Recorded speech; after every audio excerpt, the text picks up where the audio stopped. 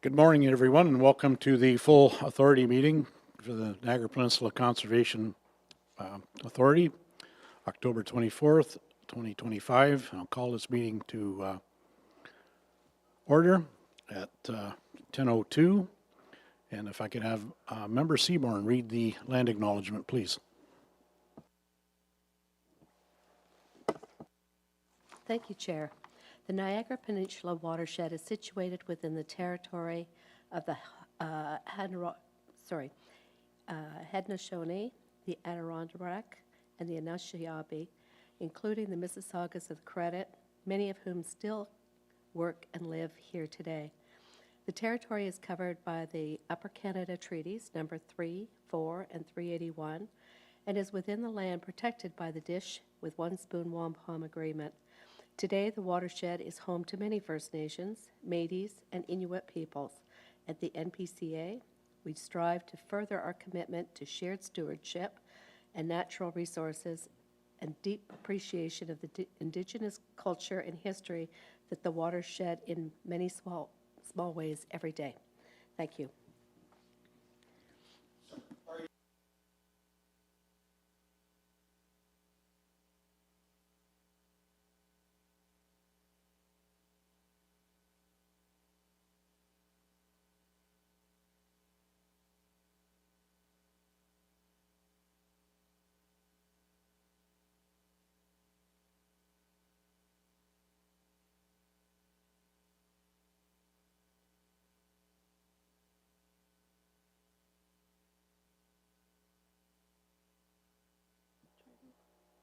Is that better now?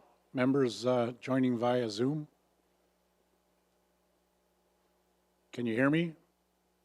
Member Tattison, Member Clark, Member Grant, Member Whittavine, Member O'Neill? No. Nobody's giving me a heads up here, so no.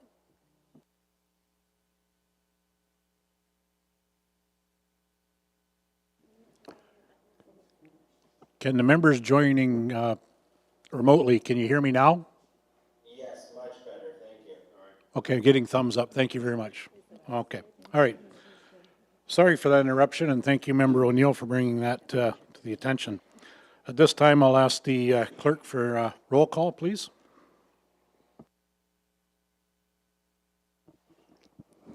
Thank you, Chair.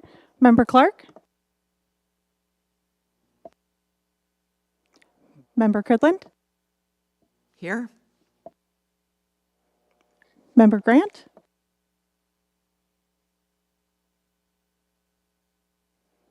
Member O'Neill? Member Seaborn? Present.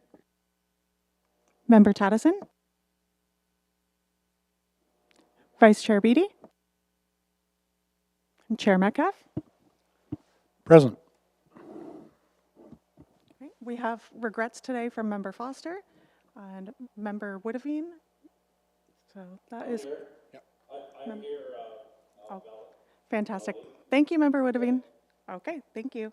And that's quorum, Chair. Thank you, Madam Clerk. We have a presentation today that corresponds the staff report on the 2026 draft budget and municipal levies. So I will propose an amendment to deal with those items consecutively. Can I get a mover and seconder to approve the following motion? That the agenda for the full authority board meeting held October 24th, 2025 be amended to address item 9.1 immediately following item 6.1. Can I get a mover for that, please? Moved by Vice Chair Beatty, seconded by Member Grant. All those in favor? That is carried unanimously. Thank you. Are there any declarations of any conflict of interest? Does anyone have a conflict of interest to declare? Seeing none. Can I get a mover and seconder to approve the minutes from our last meeting? The motion that the meeting minutes of full board authority dated September 19th, 2025 be approved. Can I get a mover and seconder for that, please? Moved by Member Grant, second by Member Cridland. All those in favor? That is carried unanimously. Thank you. And we'll move right into item 4, Chair's update. Good morning, everyone. I'd like to start by acknowledging that the watershed community really recently lost an admirable public servant and strong advocate for conservation, Regional Chair Jim Bradley. Jim Bradley dedicated his life to public service, representing St. Catharines at Queen's Park and holding various cabinet posts during his 40-year tenure. And that the dedication has made a significant impact on the community. My sincere condolences go to his loved ones and colleagues, and I would welcome members around the table to say a few words at this time if they wish. Thank you for all sharing your sentiments. Is there anyone that would like to speak on regarding Mr. Bradley? Seeing none, I know he will be missed in the Niagara area for sure. I'd like to thank the staff and board members at this time, the volunteers, and the Niagara Peninsula Conservation Foundation for their incredible work at the Balls Falls Thanksgiving Festival earlier this month. The weather was definitely on our side and the grounds were full of engaged visitors from near and far. I'd like to pass this over to CAO Lee Yates to provide more details and her update. Thank you. Leilani? Thank you, Mr. Chair. I'd like to take a moment to thank our staff for their tremendous work to deliver another successful Thanksgiving festival at our Balls Falls Conservation Area. With the great weather and the support of our volunteers, we hosted over 25,200 visitors, an increase over last year's 50th anniversary celebration. The success of this unique tradition is the direct result of our dedicated staff who plan every detail and seek continuous improvements every year. And we look forward to sharing the festival with generations to come. And speaking of staff, in September we wished Kim Froelich best wishes in her retirement from the NPCA. For over 25 years, Kim has provided passionate, dedicated service to the NPCA. Her knowledge of our conservation areas, the wildlife that live in them, and particularly the Wainfleet Bog, can be matched by none. Her impact on the organization and our watershed will be felt for years to come. With so much given to the NPCA with the work that she has done, Kim is now taking some time for herself. We're happy to congratulate Kim on her retirement. And for the board members that are here today, we do have a card that you can sign in wishing her congratulations. This week, we welcomed a new staff member to the NPCA. Please join me in welcoming Zach Dadson to the corporate services team as our new manager, grants, and project coordination. Zach brings extensive experience in community and government relations, grant coordination, and stakeholder engagement. His professional background includes roles such as manager of community engagement, community relations advisor, and most recently, government relations advisor at Brock University, where he led efforts to secure government funding, manage grants, and foster strategic partnerships. Zach will support our staff with securing grant funding, reporting on funding agreements, and project coordination. Welcome, Zach. So thank you, Mr. Chair. Thank you, Leilani. We have no items of correspondence today. Oh, I'm sorry, we have 2 items of correspondence today. Can you get a mover and seconder for the following motion? That the following correspondence items be received. Correspondence dated October 1st, 2025 from the Niagara region regarding legislative schedule of regular meetings, and correspondence dated October 8th, 2025 from the city of Hamilton regarding budget directive. Can I get a mover and seconder for that motion? Moved by Member Clark, second by Member Witteveen. All in favor? And that is carried unanimously. Thank you. Presentations, item 6.1, draft budget and municipal levies. I will invite CAO Leilani Lee Yates and Director Corporate Services Lee Scagnon to the podium to provide a presentation on the 2026 draft budgets.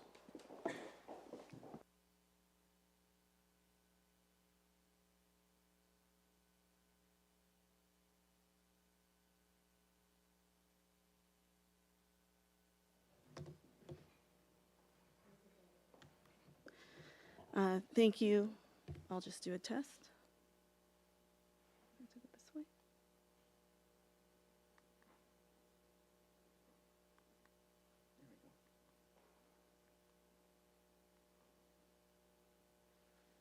Okay. Thank you very much, Mr. Chair, and thank you, board members. Director Gagnon and I are here to present the 2026 draft budgets and municipal levies. In September, we did bring the draft budget to our Finance Committee, received endorsement to provide 30-day notification to our municipalities that we would be bringing forward the draft budget to today's board meeting for approval, and in that time, we did meet with finance staff from all three participant municipalities, being Niagara, Hamilton, and Haldimand. During that time, we did receive the directive from the Mayor of Hamilton asking agencies, boards, and commissions to fall within a target of 4.25%. We have since sharpened our pencils to meet that target and have that discussion with Hamilton staff. So presented to you today, you'll see those amendments, and Lee will speak to those details.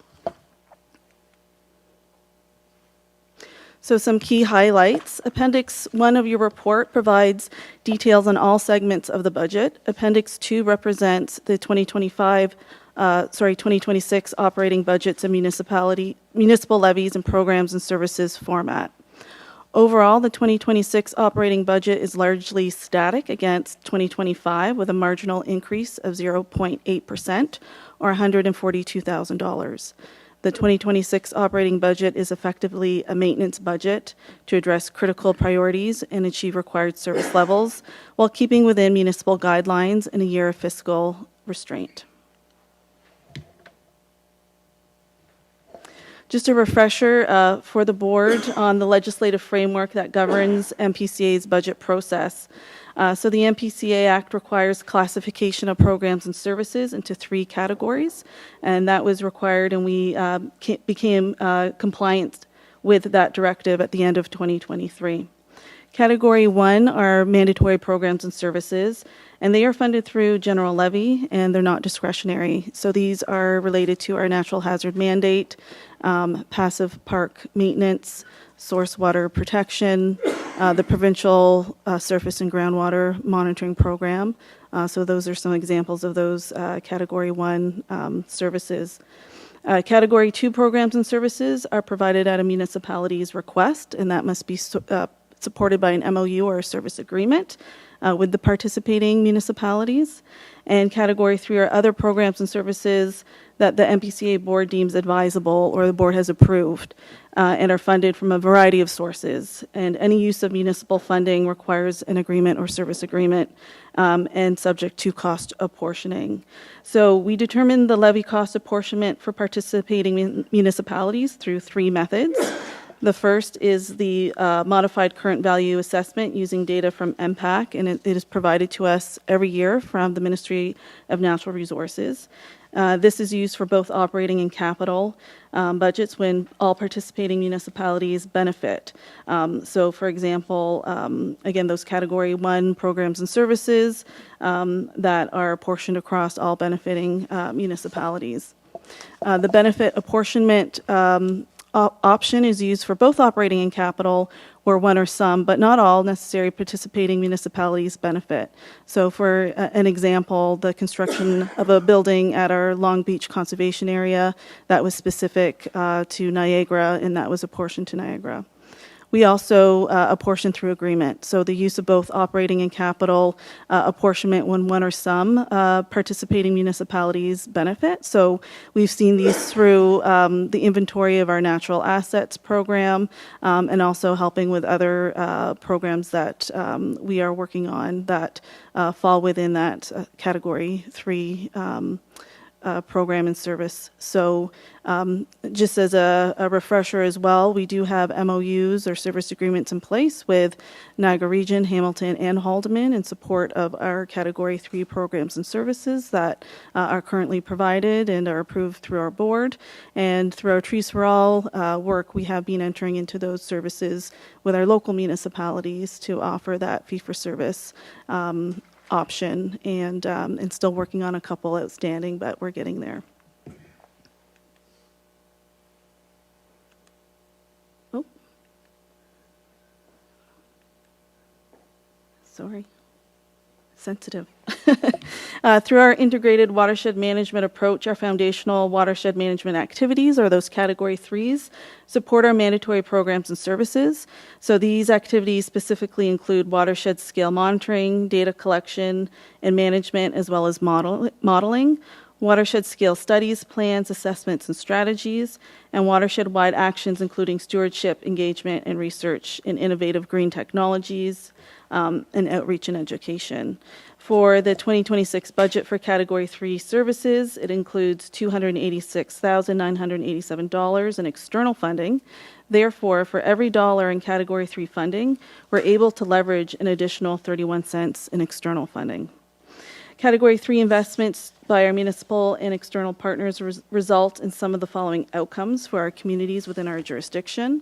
There's the generation of trusted source of scientific and environmental data, such as our ecological land classification data and our natural asset assessment and analysis, spatial water resources, data framework, improved quality of life for people and wildlife across the watershed through our research, habitat restoration, such as the work we're doing on 12 Mile Creek with the brook trout. And since 2022, 184 projects, restoration projects, have been planted. So 220,000 native trees, almost 18,000 native shrubs, and 5,200 herbaceous plants. And we've restored 101 hectares of forest and 15 hectares of wetland, and we've built a roster of over 2,500 volunteers. So with providing that background, I now invite Director Gagnon to walk us through the draft budgets and municipal levies.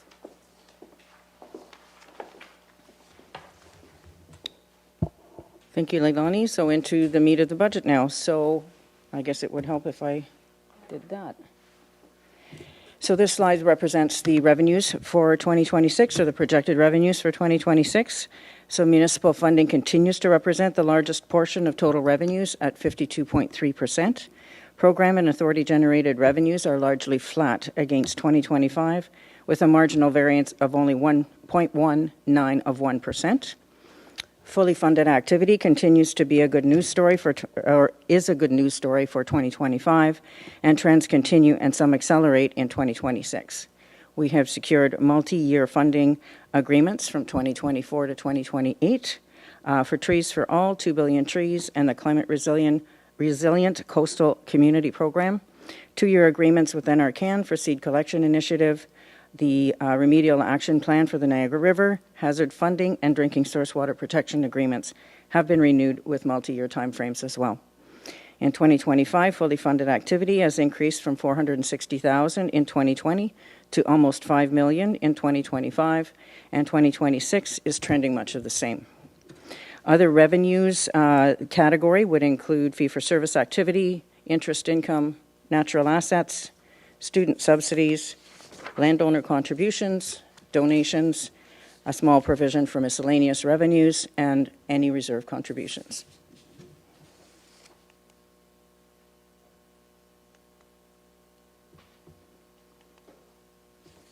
Moving on to the expense side of the budget.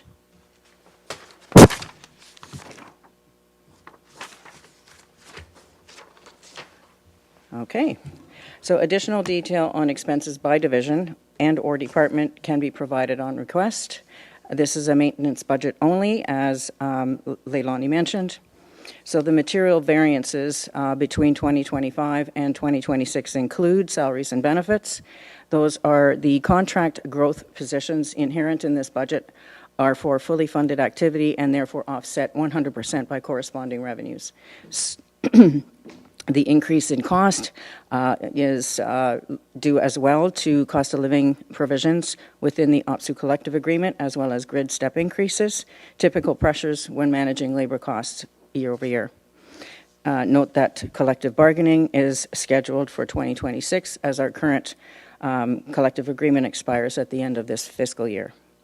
Our FTE count for 2026 is projected to be 87 over 83 in 2025, and as mentioned, those are exclusively fully funded positions.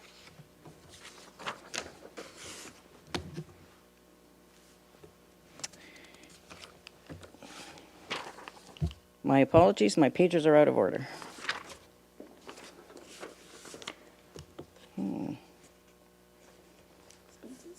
expenses.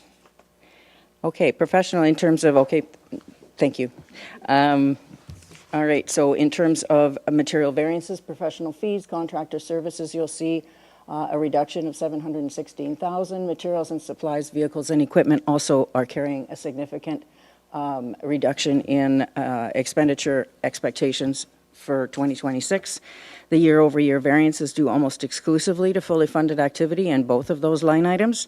So leased vehicle costs were budgeted, but leased vehicles and equipment were purchased and carried in capital in 2026. The budget for 2025 included machine planting for the 2 billion trees. However, the program scope changed for 2026, so that represents a reduction in the anticipated costs for contractor services. And scope changes in fully funded initiatives with the 2 billion trees, both potted and bare root, are also reflected in that negative, or I guess it's a positive variance.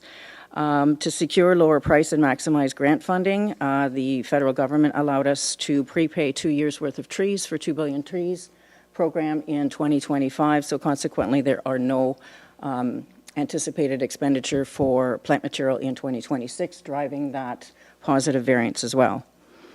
I'd like to bring up the idea that land care is a Category 1 mandatory service, which can be fully included in the municipal levy. However, total costs for 2026 of $1.18 million are requiring levy support of only 19% or $230,000. The residual balance of $958,000 is sourced from authority-generated revenue, which reduces the levy ask of our municipal partners. The IT and GIS line item is also showing a variance, an increase in cost 2025 over 2026. As we add programs, annual licensing costs are incremental with the FTE count rising, and fully funded activity is driving a need for increased IT resources and incremental staff. And some of those additional costs are offset by incremental revenues as well. Marketing and advertising, additional marketing provisions were factored into 2026 to promote educational program, transient camping, and day use to drive an ROI in terms of revenue generation. Balance of the variance are supports for promotion of ecotourism, marketing, engagement plans, and materials to support projects. The debt servicing line item is the year 2 payment for the Balls Falls Skylight and Heritage roof repairs. So that's $110,000 plus an incremental interest charge of $10,500.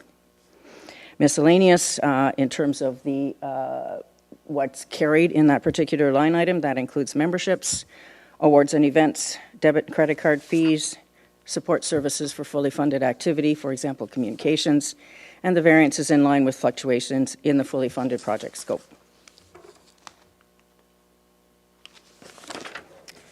Capital and special projects represent past backlog and current critical priorities. Business cases and specific project details are available upon request, and Director Christie is here to answer any questions and provide details today.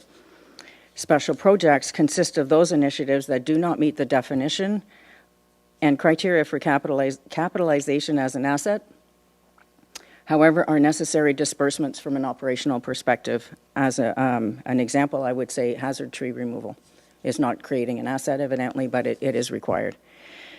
For 2026, total proposed capital and special projects of $1.94 million is broken down in 6 categories or classifications and are supported by $1.72 million in municipal levy and a total of $225,000 in external funding.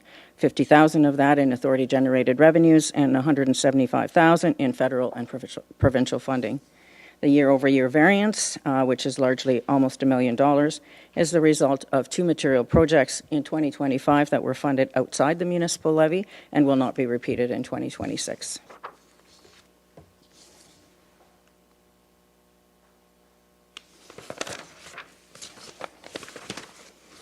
So this slide speaks to land securement. So in 2025, NPCA successfully acquired an additional 5 properties, 126 hectares, into public ownership, leveraging $1.55 million of federal funding, which is a good news story, and we had something similar in 2024 as well. I should mention that we managed to spend that money in 2 weeks in March of this year.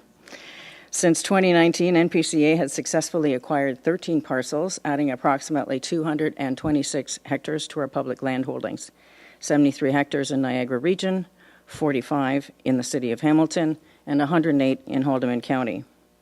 Between 2019 and 2025, the NPCA has successfully leveraged $4.6 million of external funding to cover 52% of the overall acquisition costs. The success of NPCA's land securement program is due to the continued financial support from the participating municipalities through contributions to the land securement reserves and private donors that enable staff to leverage external funding opportunities. In just 2 years, the NPCA has exceeded the 180-hectare target set through the land securement strategy. While NPCA has achieved the 10-year goal, staff continue to assess strategic opportunities to enhance our conservation areas, protect ecologically significant areas, and connect people to nature. Considering the municipal guidelines in a year of fiscal restraint and the need to maintain a base budget, staff are recommending that we scale back the land securement special levy to reflect the earlier commitments from Niagara Region in 2023, the City of Hamilton in 2024, while continuing with the current contribution from Haldimand County. NPCA's 2026 budgets include a provision for land securement from each municipality as follows: Niagara Region, $250,000, City of Hamilton, $148,000, and Haldimand County at $14,800.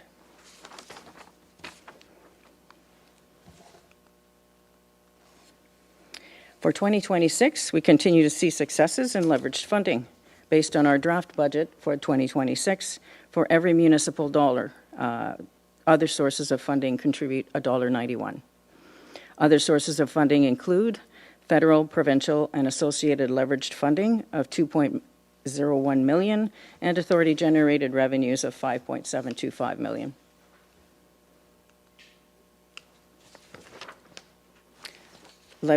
General levy apportionment, and Leilani explained that as part of the refresher earlier, is provided to conservation authorities from MNR now, using MPAC current value assessment data. The levy apportionment is applied to calculate the general levy and each municipality's portion of shared capital projects. So, for example, IT and equipment sustainment that the entire organization benefits from. For 2026, Niagara's levy apportionment reduced to marginally, as you see in this chart, by 0.0411, and offset by small increases in each of the other two municipal partners, in line with MCVA again, or modified current value assessment. The MCVA differential for 2026 per municipality represents a reduction in the total budget of $3,500 for Niagara, $2,525 increase for Hamilton, and Haldimand is $961.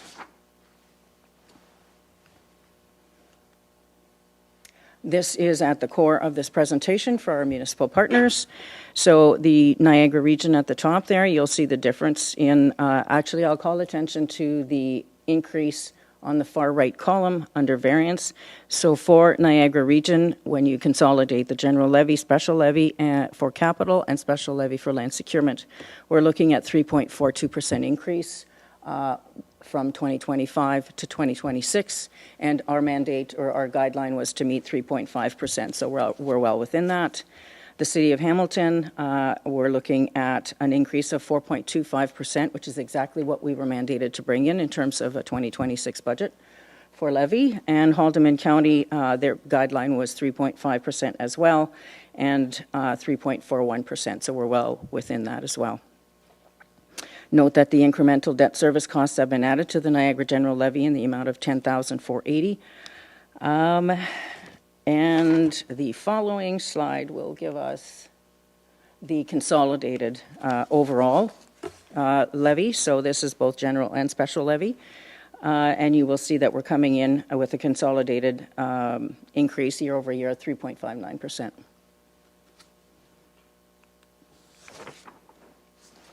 Unfunded budget priorities. So additional details are provided in Appendix 1 of your agenda package. Unfunded budget priorities are not included in the 2026 budget request. Staff will employ diverse strategies to address gaps outside the existing budget envelope, including external funding sources, liaison with external stakeholders and all levels of government, and seek out collaborative funding opportunities. Happy to answer any questions.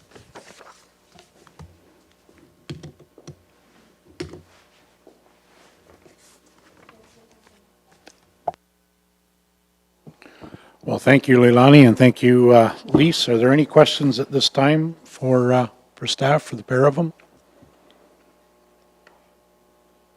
Seeing none around the table. Oh, I'm sorry, Member Seaborn. I'm actually going to make a comment. I hope the rest of the agencies, boards, and commissions can come up with such a good budget as you have. Congratulations, well done.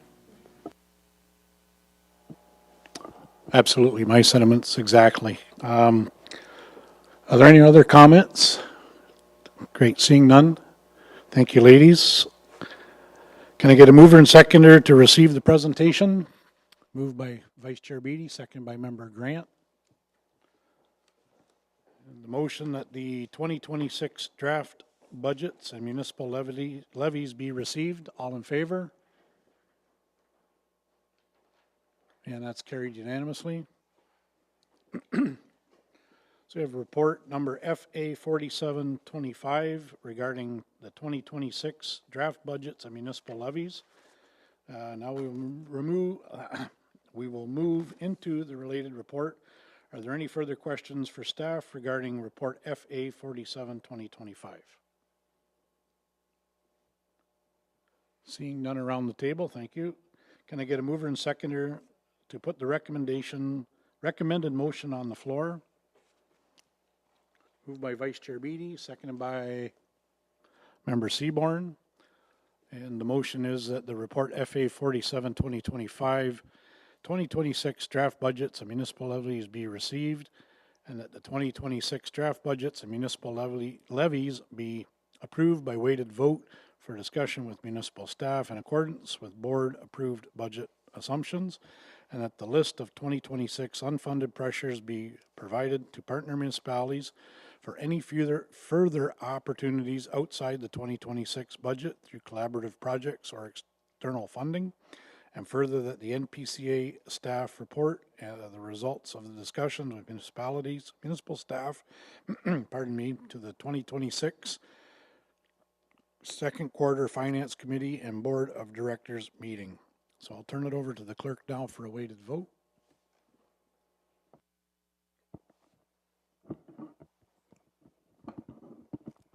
Thank you, Chair. Just as a refresher, when it comes to voting on the municipal levies, in accordance with OREG 402-22 for levies and apportionments, the following rules apply to a vote that is carried by a weighted majority. Each member's vote will be weighted according to the ratio of the modified current value assessment for the municipality that appointed the member bears to the authority's modified current value assessment. And that assessment, if a municipality appoints more than one member to the authority, each of those members' votes shall be equal to the municipality's weighted vote divided by the number of members the municipality appoints to the authority. So now I will go through the roll call of folks in attendance today to share the weighted vote. So Chair Metcalf with a weighted vote of 0.965. Member O'Neill with a weighted vote of 0.965. Vice Chair Beatty with a weighted vote of 7.06. Member Clark with a weighted vote of 7.06. Member Cridland with a weighted vote of 15.37. Member Grant, weighted vote of 15.37.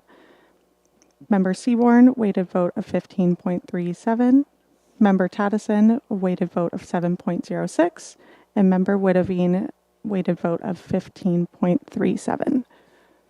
Now I will go through the call, and if members could just affirm whether they vote in favor or oppose for the weighted vote. Vice Chair Beatty? Member Clark? Member Cridland? In favor? Member Grant? Member O'Neill? Member Seaborn? Member Tattison? And Member Witteveen? In favor, thank you. And Chair Metcalf? In favor? Thank you, and that is carried unanimously.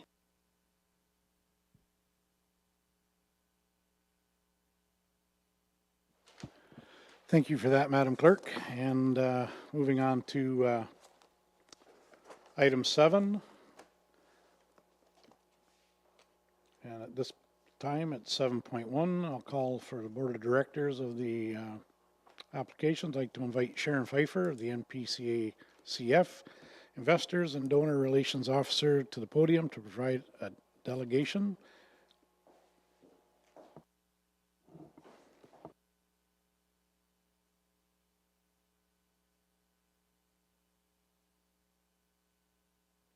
Thank you very much, Chair. And as most of you know, I am Sharon Pfeiffer with the Conservation Foundation. It's always nice to be able to have our updates included at your meetings, and particularly nice to be able to be here today to do a presentation for you. As you saw in your agenda, I am here to speak specifically to our board recruitment process. And I'll just maybe put my glasses on so I can actually see my notes. As indicated in the agenda package, I'm here to speak about the board recruitment plan, but first I'd like to give you an update on our NPCF 50/50 raffle. As you can see by my uniform for today, today is the draw day.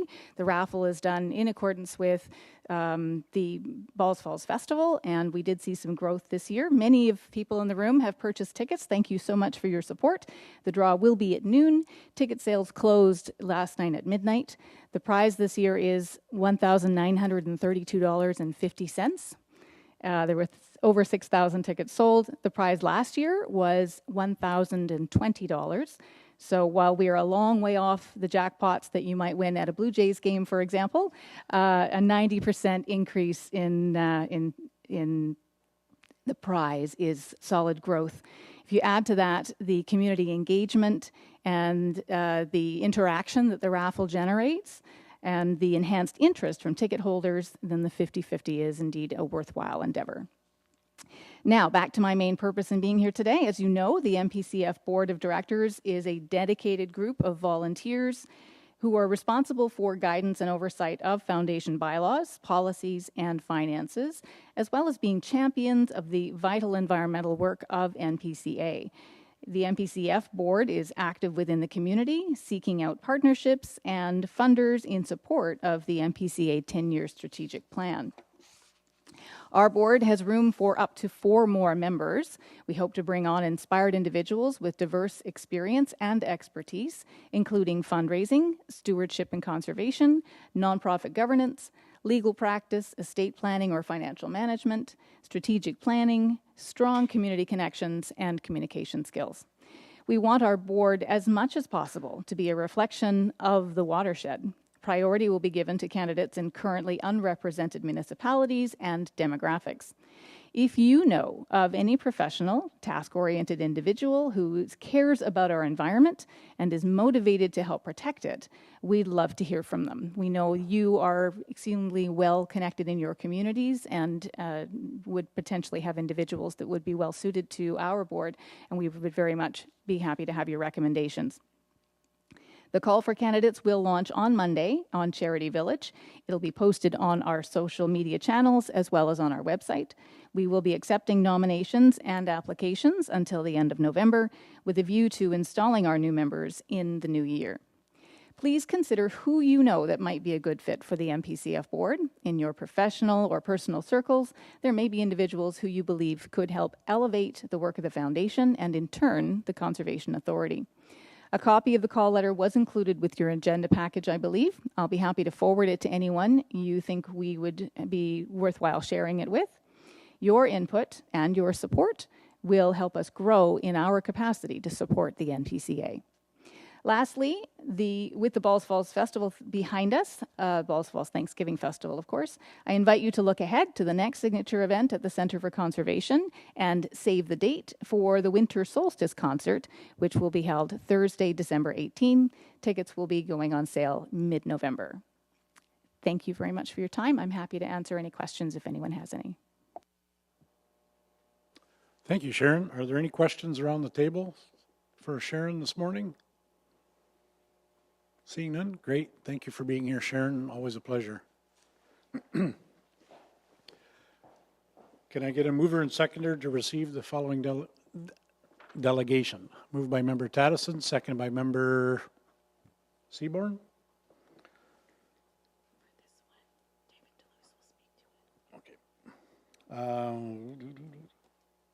So the motion that the delegation from Niagara Peninsula Conservation Foundation regarding a call for Board of Directors applications be received. All in favor? That's carried unanimously. Thank you. And moving on to item number 8, consent items. We have one consent item before us today. Can I get a mover and seconder to receive item 8.1? Moved by Vice Chair Beatty, seconded by Member Grant. Okay.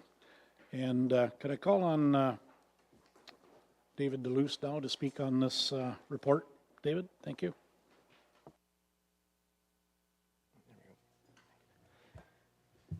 Good morning, Mr. Chairman and members of the board. Thank you for allowing me the opportunity to elaborate on this report. In the report, you'll see since 2018, really, we've seen a big increase in the number of violations that we receive, number of complaints that we receive. So this indicates a couple of things. One, that there are more violations occurring in our watershed. It also indicates that there is increased confidence in the NPCA's commitment to enforcing our regulation. We receive complaints through several different avenues. They're noted in Table 4. So the bulk of our complaints still come in through our TIPS email or our TIPS voicemail. So those are essentially public complaints. And we've noticed since 2021, the bulk of the total number of complaints through those avenues was 23%. That has increased to 44% in 2024. And again, those are the complaints just coming through public sources. Our compliance and enforcement team does take appropriate action as a result of complaints. They are carefully investigated and acted upon based on the level of risk, which is shown on page 4 of the report. We appreciate that it can be frustrating for complainants who may not see changes to a site as a result of a complaint immediately after it's been lodged.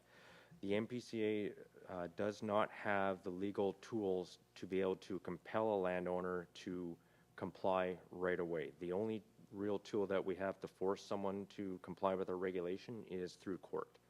And because court is costly and it takes time, we make all efforts to try and achieve voluntary compliance. So this means a lot of back and forth with a landowner to try and bring them into compliance.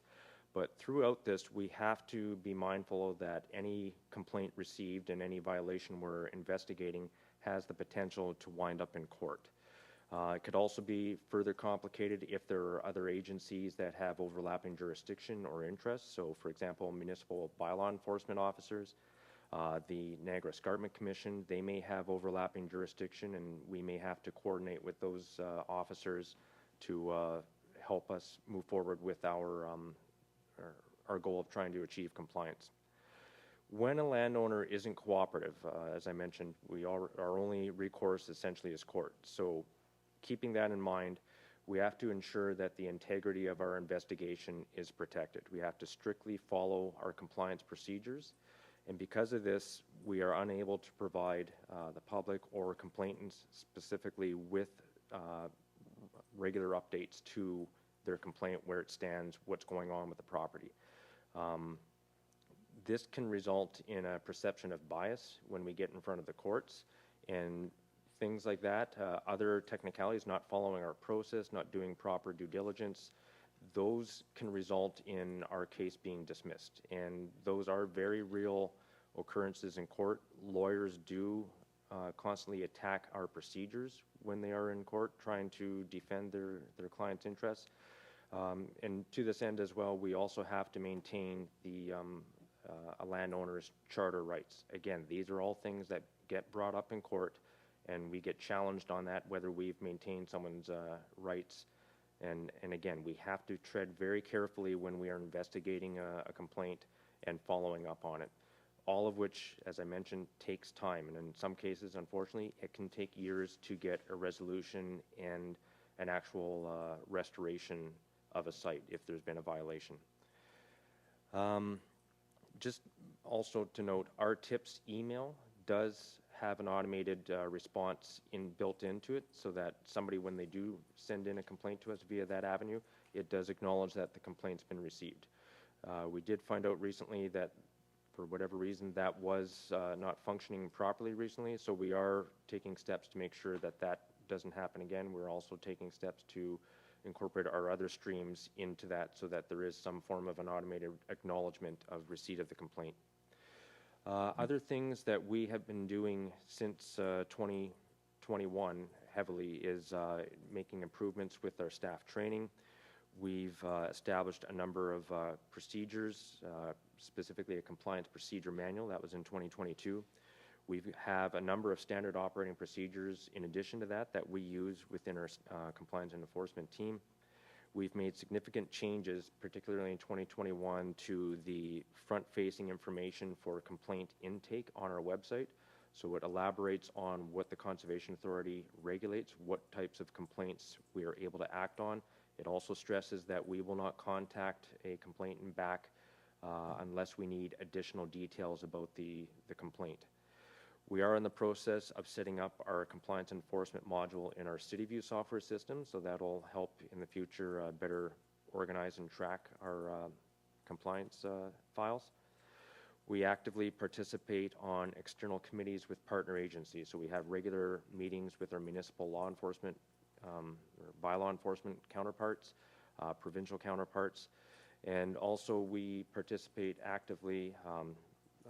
Jason Culp, who is our Manager of Compliance and Enforcement, is a member of the Conservation Ontario Regulation and Compliance Committee, which serves to help all Conservation Authority regulations teams with providing them with proper tools, offering proper training opportunities, and developing the training opportunities that come up for conservation authorities.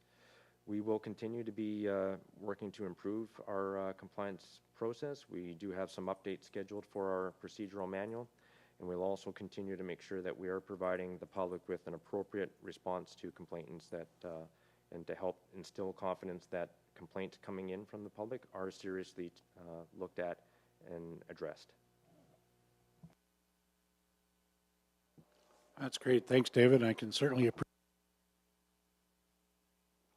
appreciate everything your department does. Thank you. And I know it's not easy out there, and you know, the wheels of justice sometimes turn pretty slow. And are there any questions for David on this report around the table? Seeing none, thanks again, David. So we have a mover and seconder that the motion that the report FA 49 2025 compliance and enforcement third quarter statistics 2025 be received. All those in favor? And that is carried unanimously. Thank you. Item 9, 9.2, report FA 48 2025 financial report, third quarter 2025. I'd like to invite Director Elise Gagnon to provide the board with a brief overview of the report. Elise, thank you. Thank you, Chair Metcalf. So the report before you is to take us from the 1st of January to the end of September 2025. So overall, revenues are underperforming by 5.4% or $631,000. Expenses are lower as well than budget by 9.5%, so $1.15 million. So Appendix 1 is the operating statement for the 9 months ending September 30th. Revenues are underperforming relative to budget due to timing of the fully funded programs.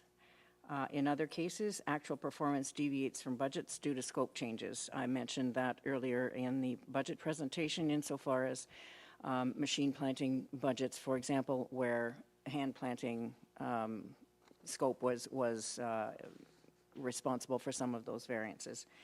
In other circumstances, variances are an issue of timing relative to budget provisions. We attempt to guess exactly which month some of these disbursements will fall into, and we're not always, as we don't have a crystal ball. So in all cases, however, expenses in zero-based net position programs will reflect those changes and timing with no impact to organizational net position. Grant funding revenue will also not be subject to clawback and is secure with rollover provisions to 2028 in many cases. We continue to be successful with grant funding applications and expect another exceptional year. Authority-generated revenues are largely flat against Q3 budget targets. In terms of expenses, highlights of major variances, salaries and benefits, the variance of $281,000 is the gapping of vacant positions and delay in hiring grant-funded positions. Professional fees and contractor services, delays in fully funded activity relative to budget. That's the case with the Remedial Action Plan, the 2 billion trees, and the Climate Resilient Coastal Communities Program. Materials and supplies, vehicles and equipment, the variance is $230,000. That is delays in 2 billion trees activity and small variances in multiple line items. Occupancy costs of $103,000 overspent, effectively offsetting revenues for property tax rebate, rent donation, and event space rental is carried in revenues up top. Moving on to capital, which is Appendix 2 of report number 48-25, I believe. So the 2025 budget that carried forward, or the 2025 budget for the specific fiscal year is $2,929,702. The budget carried forward from previous years of $1,642,664, and the unbudgeted capital funding received for land securement of $3.1 million gives us a total available envelope for capital of in 2025 of $7.672 million. The capital spend as of the 30th of September is $6,173,000, leaving a balance remaining for the last 3 months of 2025 of almost $1.5 million, which represents a completion rate of 80.5%. 3 projects do appear to be overspent. However, additional revenues are pending as of the end of September. We did choose to auction a piece of surplus equipment, which will offset the equipment sustainment disbursements to the tune of $73,000 and bring that particular line item in the right space. Interpretive and wayfinding signage, the negative variance will be offset by contributions from the foundation, and roofing replacements at various historical sites will be offset by a portion of the $500,000 provision with debt financing. Happy to answer any questions on either the operating or capital side. Oh, right. That's okay. Thanks, Lisa. Are there any questions for Director Gagnon at this time around the table? Seeing none. So the motion that report FA 48 2025 financial report 3rd quarter 2025 be received for information. All in favor? And that is carried unanimously. Thank you. Moving on to item 9.3, report FA 50 2025 agreement of services between the Corporation of the Town of Lincoln and the Niagara Peninsula Conservation Authority. Staff are presenting an agreement of services in partnership with the Town of Lincoln to facilitate tree planting through the NPCA's Trees for All program. Are there any questions for staff at this time? Seeing none. Can I get a mover and seconder for the motion recommended within the report? Moved by Member Cridlin, second by Member Taddison. And the report FA 50 2025 Agreement of Services between the Corporation of the Town of Lincoln and the Niagara Peninsula Conservation Authority be received, and that the Agreement of Services between the Corporation of the Town of Lincoln and Niagara Peninsula Conservation Authority be approved, and that the CAO Secretary, Treasurer, and the NPCA Chair be authorized to sign the required documents to execute said agreement, and further that the final executed agreement of services between the Corporation of the Town of Lincoln and the Niagara Peninsula Conservation Authority be made publicly available on the NPCA's website. All those in favor? And that is carried unanimously. Thank you. Moving on to item 9.4, Report FA 51 2025, Agreement of Services between the Corporation of the Town of Fort Erie and the Niagara Peninsula Conservation Authority. We also have an agreement of services in partnership with the Town of Fort Erie before us today. Are there any questions for staff regarding this report? Seeing none around the table, can I get a mover and seconder for the motion before us? Moved by Member Clark, second by Member Grant. So the motion that report FA 51 2025 regarding agreement of services between the Corporation of the Town of Fort Erie and Niagara Peninsula Conservation Authority be received, and that the agreement of services between the Corporation of the Town of Fort Erie and the Niagara Peninsula Conservation Authority be approved, and that the CAO, Secretary Treasurer, and the NPCA Chair be authorized to sign required documents to execute said agreement. And further, that the final executed agreement of services between the Corporation of the Town of Fort Erie and the Niagara Peninsula Conservation Authority be made publicly available on the NPCA's website. All in favor? Opposed, if any? That is carried unanimously. Thank you. And item 10, committee reports. There are none. Motions. There are none. Notices of motion. Item 12, does anyone have a notice of motion they'd like to bring present today? Seeing none, we'll move on to item 13. New business. Is there any new business that members would like to bring forward? Seeing none around the table, at this time we will move into closed session. We will not be coming back after this for the live stream. So thank you for everyone that joined us this morning for the meeting.